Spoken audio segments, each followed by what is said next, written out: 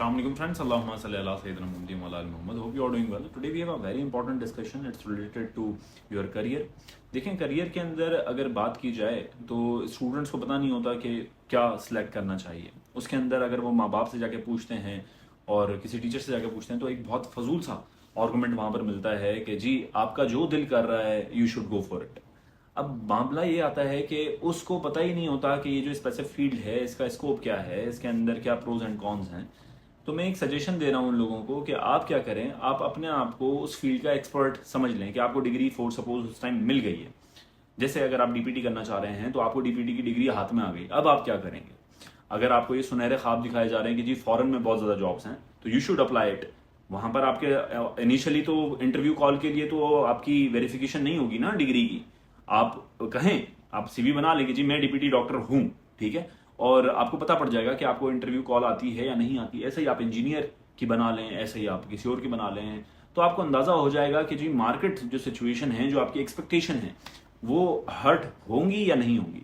देखिए, हमेशा एक बात जहन में रखिएगा कि लोग कहाँ गलती करते हैं. लोग यहाँ गलती करते हैं कि वो फ्यूचर से एक्सपेक्टेशन बहुत ज्यादा रखते हैं और जो प्रेजेंट में उनके पास चीजें मौजूद होती हैं उसको वो बहुत फॉर ग्रांटेड लेते हैं.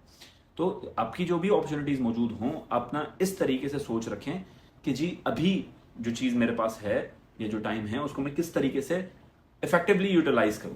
तो मेरी नजर में किसी भी स्टूडेंट को अगर कोई फील्ड सिलेक्ट करनी है तो उसको फ्यूचर का सोचना चाहिए. उसको ये देखना चाहिए कि इस फील्ड में 4 से 5 साल बाद मैं कहां पर स्टैंड करूंगा या करूंगी.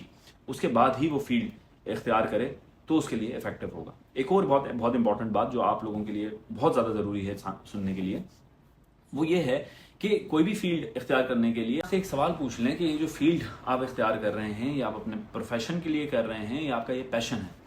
देखें, अगर आपका पैशन है और आप कोई भी फील्ड इख्तियार कर रहे हैं तो यू विल गेट सक्सेस. अब मैं जहां से पैसा कमा रहा हूं जरूरी नहीं है कि आप भी वहीं से पैसा कमाएंगे. हर एक बंदे की एक सोच, एक स्ट्रगल अलग होती है.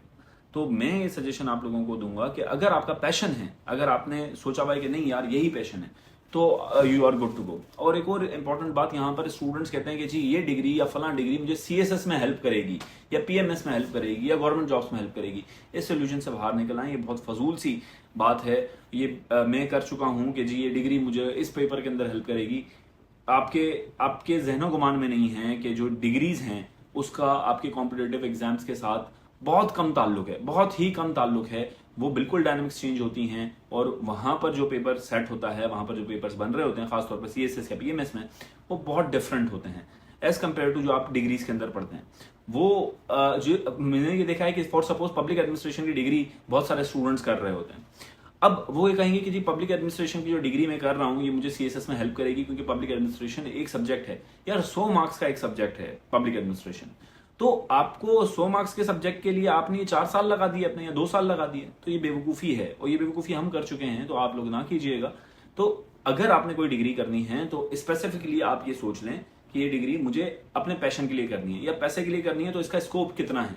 ये सीएसएस पीएमएस इसके साथ जंबल मत कीजिएगा चीज़ों को.